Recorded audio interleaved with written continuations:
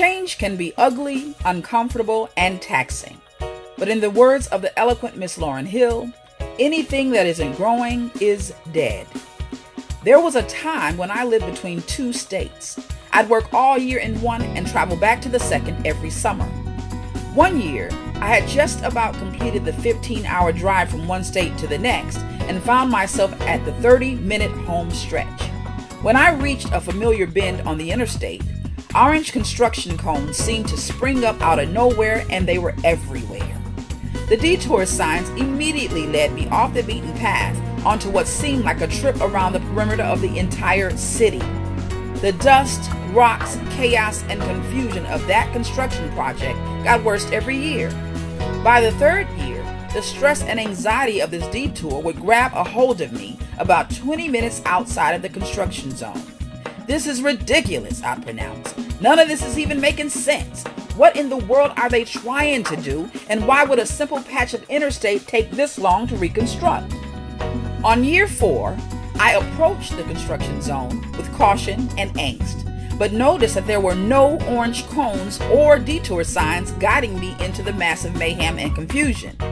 Instead, there were beautiful, glorious, winding lanes of interstate that seemed to fold onto themselves like ribbons.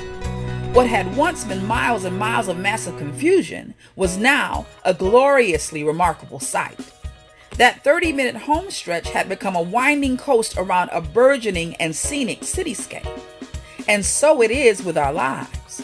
Change can be both ugly and uncomfortable, but if we're looking to transform our lives into something more productive, more beautiful, and more expansive, then we must recognize that reconstruction of the comfortable and familiar is a necessary part of the process.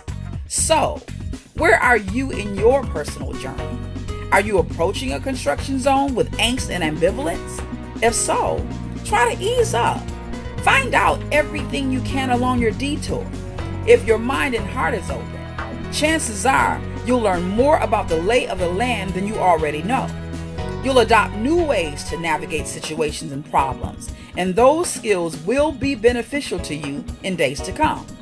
If you're exiting a construction zone, take a minute to reward yourself. Pat yourself on the back.